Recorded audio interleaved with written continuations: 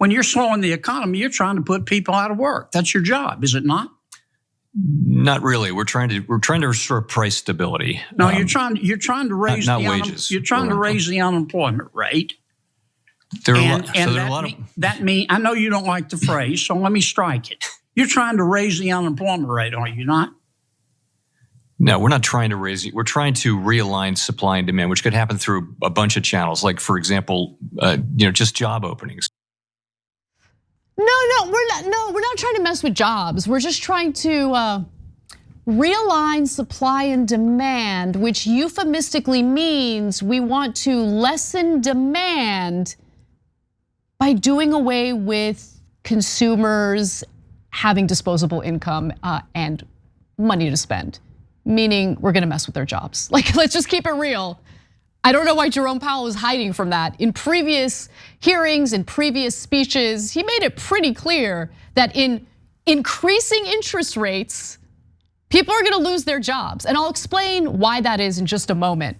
But I also wanna note that Senator John Kennedy does not deserve any cookies for his hard line of questioning, because there's a lot more to that video and to his line of questioning that we're gonna get to in just a moment. But before we do that, turns out that Federal Reserve Chair Jerome Powell was speaking before senators in the banking committee.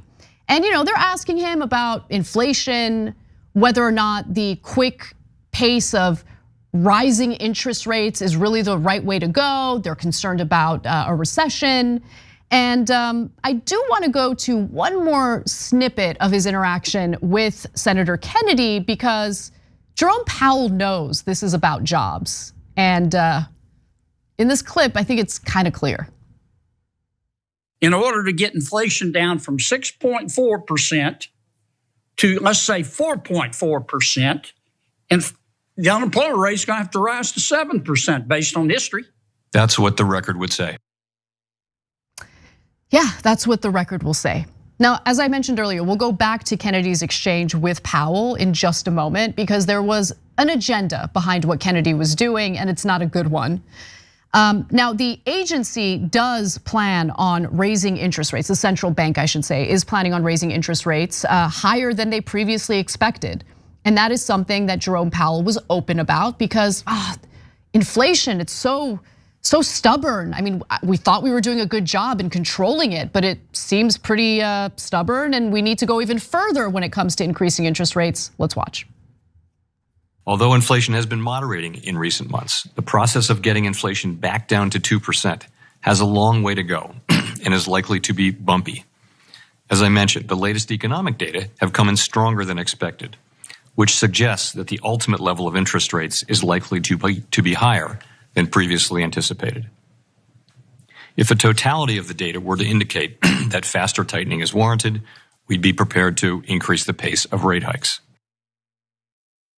Now, Powell also noted that the Fed's fight against inflation was very likely to come at a cost to the labor market. He said that. Don't believe me? Why don't you watch? There's little sign of disinflation thus far in the category of core services excluding housing, a category that accounts for more than half of core consumer expenditures. To restore price stability, we'll need to see lower inflation in this sector, and there will very likely be some softening in the labor market conditions. No, I love that he's speaking in euphemism. Softening in labor market conditions. It sounds so lovely, soft, I love it. Except what he means is we're trying to do away with the leverage that workers currently have in this incredibly tight labor market. The unemployment rate is very low, and there are a lot of job openings. In fact, there are 1.9 job openings for every unemployed American. You know what that means? That means Americans have some leverage. Ordinary workers have some leverage. It means they can negotiate for higher wages, and they don't like that. And when I say they, I mean the Federal Reserve, I mean corporate America.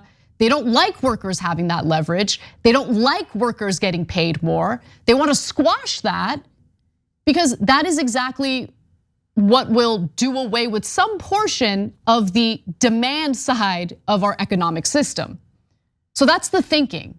This is definitely about doing something about the earnings of ordinary Americans in order to respond to inflation. So let's get to some details. What has the Federal Reserve done so far, and what does it plan to do moving forward when it comes to increasing interest rates? Well, the Fed has raised interest rates last year at the fastest pace since the 1980s, pushing borrowing costs above 4.5% from near zero. That initially seemed to be slowing consumer and business demand by helping inflation to moderate. Powell even opened the door to faster rate increases if incoming data, which include a jobs report on Friday and a fresh inflation report due next week, remain hot. The Fed repeatedly raised rates by 3/4 of a point in 2022, but slowed to 0.5 point in December and 1/4 point in early February. Now, what are the interest rates looking like now? What could happen in the near future? Well, Fed officials projected in December that rates would rise to a peak of 5 to 5.25%, with a few penciling in a slightly higher 5.25 to 5.5%. Powell suggested that the peak rate would need to be adjusted by more than that, but he didn't specify by how much.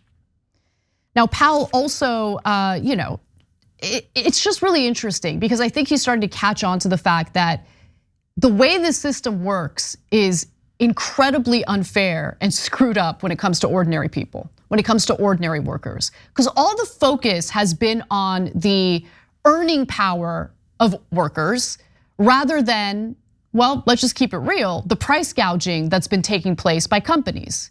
Now, the Federal Reserve doesn't focus on that at all. The Federal Reserve deals with monetary and fiscal policy. That is their mandate, that is what they're supposed to do.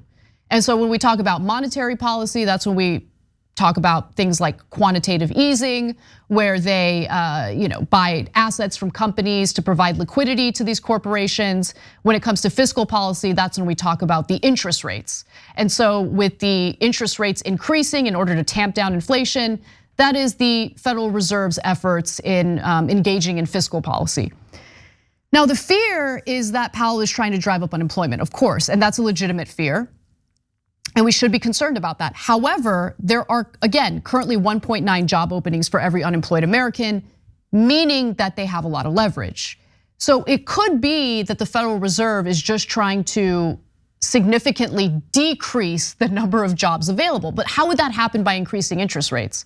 Well, it happens in two different ways. So when you increase interest rates, it's far more expensive to borrow money, meaning business owners will have difficulty getting approved for loans that are just far more expensive to pay back as a result of the higher interest rate. A lot of companies, if they're not able to finance their operations, they might end up shutting down. So that hurts the number of jobs that are available. It does away with some of the leverage that workers currently have. The other issue is, well, when it becomes more expensive to borrow money, consumers are less likely to get approved for various loans. And so if you don't have access to financing, if you don't have access to capital, you're not able to purchase things within the economy. And if you're not able to purchase things within the economy, certain businesses might go out of business, thus hurting jobs, thus doing away with the earning power and the options for ordinary Americans and workers. So this is how the system works. This is how the system is supposed to work. I know it's screwed up. It's incredibly screwed up. But you can't get mad at a system that is working the way that it's supposed to work, right? When they talk about supply and demand, how this is just the best free market system. Is it really a free market system when you literally have government agencies, when you have a central bank that gets to manipulate the economy this way, gets to have an impact on the leverage that ordinary workers have? And look, to be fair, there are conservatives who are not fans of the Federal Reserve. I had a conversation with Ben Shapiro recently, and when I talked about the Fed printing money and how that led to inflation, especially in the housing market, he agreed. In fact, I've seen him do segments about that as well. So there is some bipartisan support for maybe reining in the power and control that the Fed has in manipulating our entire economy. But the real issue here is who would regulate the economy? Who would look out for ordinary Americans? Would it be members of Congress who are bribed by the very corporations that have a leg up over everything in this country? They have no interest in regulating companies. They have no interest in providing oversight to ensure that these corporations are no longer price gouging us. And we know that they're price gouging us because you look at the profits of various corporations and they're bringing in record profits as the country, as everyone else is dealing with inflation and having difficulty purchasing bare necessities for survival, things like groceries. And we've talked about the oil and gas companies. They've certainly been price gouging and they've been making record profits. And if you think that it just impacts you at the pump, you'd be mistaken. Because think about the transport of various goods that we need. That's going to inflate the cost of the goods due to the shipping that needs to take place. Now, with that said, I do want to go back to Senator Kennedy, because while everyone seems to want to give him kudos for asking Powell a tough line of questions, there was really an agenda here that many missed. So let's go to the next video and I think you can hear it. I know you're reluctant to admit it and you don't want to get in the middle of a policy dispute. But I think it's undeniable. It's undeniable that the only way we're going to get this sticky inflation down is to attack it on the monetary side, which you're doing, and on the fiscal side, which means Congress has got to reduce the rate of growth of spending and reduce the rate of growth of debt accumulation. Did you guys catch that? Congress needs to do something about spending. Congress needs to do something about debt accumulation. What do you guys think that means? That means we need cuts to Social Security and Medicare. Don't make a mistake about that. That is exactly what Kennedy's agenda was when he asked those questions to Jerome Powell. So it's amazing, it is incredible, because it sounds like he's excoriating Powell for moving forward with an effort that's going to impact the number of jobs available. But he's not on the workers' side, because while he acknowledges that this might lead to unemployment among some workers, he wants to hit them with spending cuts on social programs that help ordinary Americans who might be struggling because they lost their jobs. Or cuts to social spending programs that are universal and wildly popular, like Social Security and Medicare. That is what the line of questioning was really about for Senator Kennedy. Don't make a mistake in ever thinking that a corrupt politician would ever give a damn about you. They don't.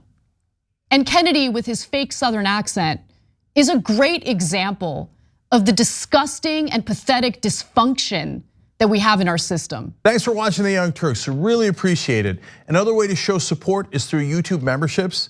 You'll get to interact with us more. There's live chat emojis, badges. You've got emojis of me, Anna, John, JR. So those are super fun. But you also get playback of our exclusive member-only shows and specials right after they air. So all of that, all you gotta do is click that join button right underneath the video. Thank you.